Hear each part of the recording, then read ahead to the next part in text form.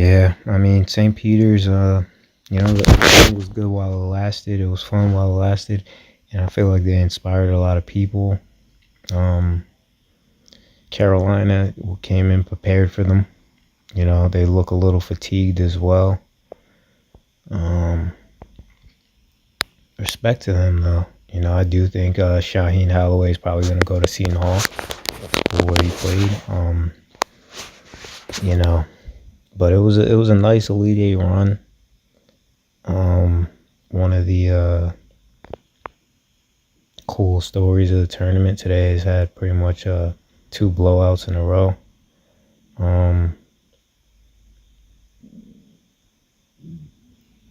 Kind of not the most encouraging day as far as games being played. But you know what? Tip your hat to these kids at St. Peter's. Tip your hat to North Carolina. One of the blue bloods.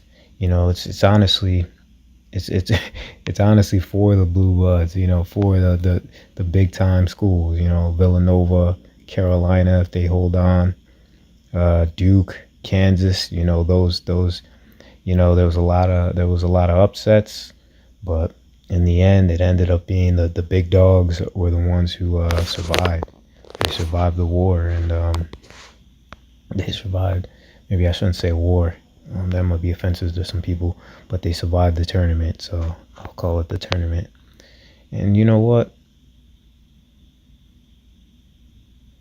Credit to all these teams. Oh, man. Well, Carolina with the steal, with the punch out.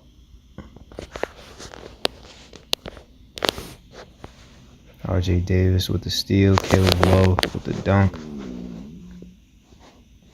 Carolina is rolling. I mean, they hold on. It's gonna be interesting to see them and Duke. It's gonna be interesting to see what happens with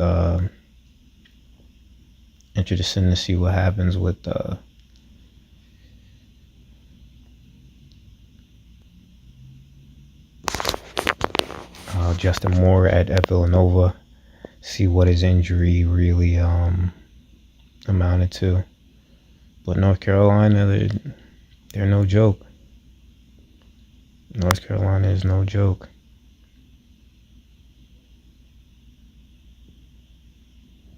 You can't.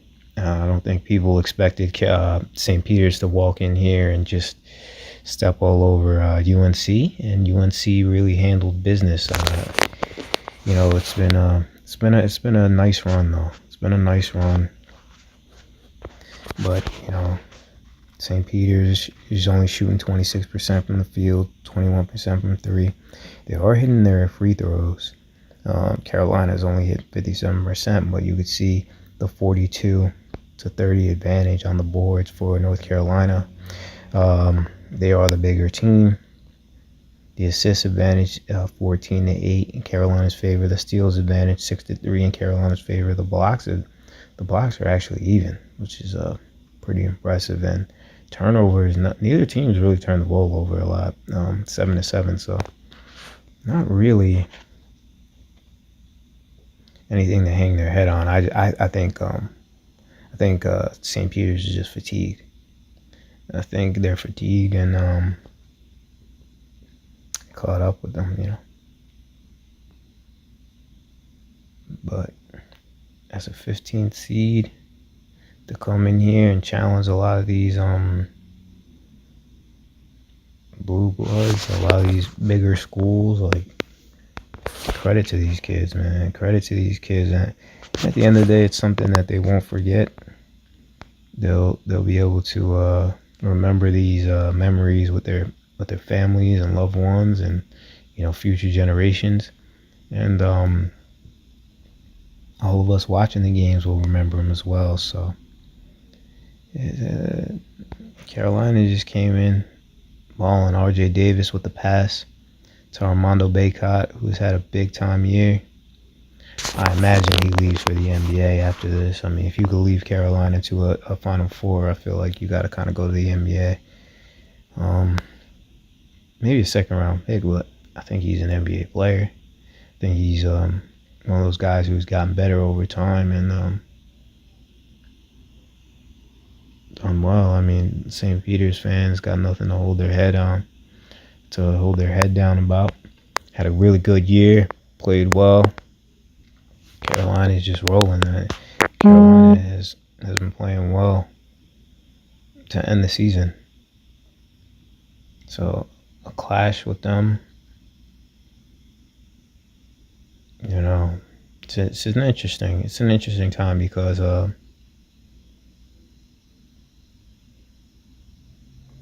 an interesting time because if you look at the ACC, two out of the four Final Four teams, potentially if Carolina holds on, right, are ACC schools, and it seems like people were down on the ACC this year. A lot of Big Ten talk. Big Ten was excellent. Big 12 was excellent. Even the Mountain West, I don't want to say even, but the Mountain West got 4 teams in as well. So, respect to all these teams. Respect to St. Peter's for just really inspiring the country and really giving kids around the world pretty much something to look at and something to hope for and something to strive for. And it's always good when we have things like this. Been a lot of tough times the past couple of years, so it shows you the importance of community and camaraderie and these kind of events where we can all enjoy a little bit. So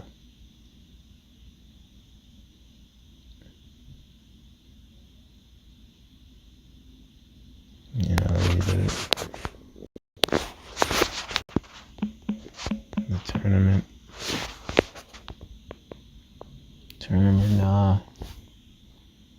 did well. I mean, same thing on the women's side. A lot of upsets. See if Creighton could keep the streak going.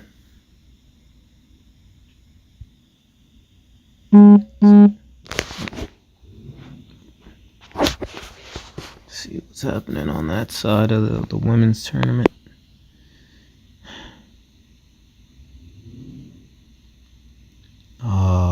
Julian Moore tore Achilles.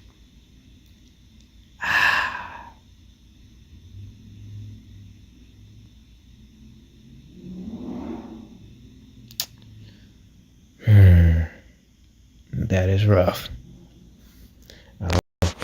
So Justin Moore from Villanova has a tore Achilles. That is tough. I don't know if they can get past. I don't know if they can survive that loss.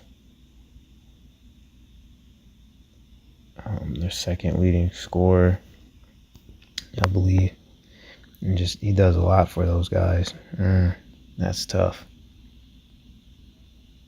That is tough. Yeah, I don't know. I don't know if they survive that, but you never know. That is a big loss.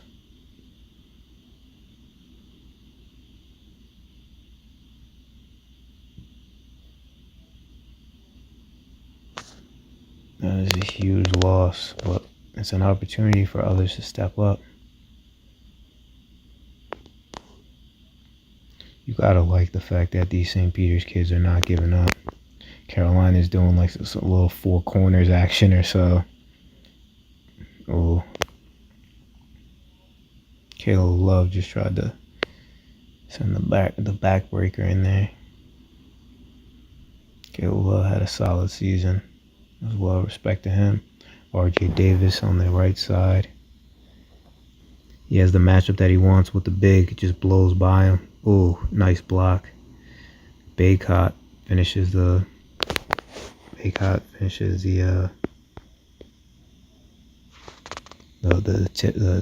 putback.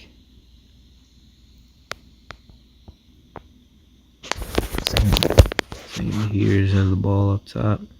Oh, nice lob from Drame to Defo.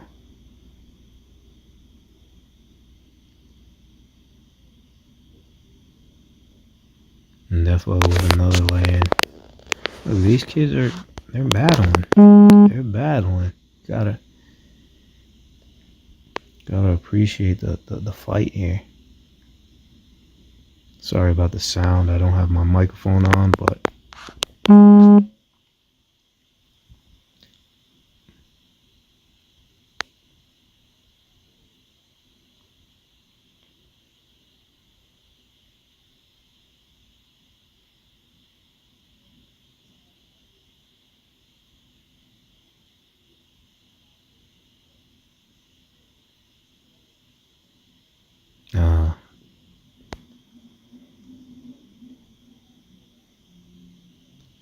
looks like Matthew Lee missed the jumper there.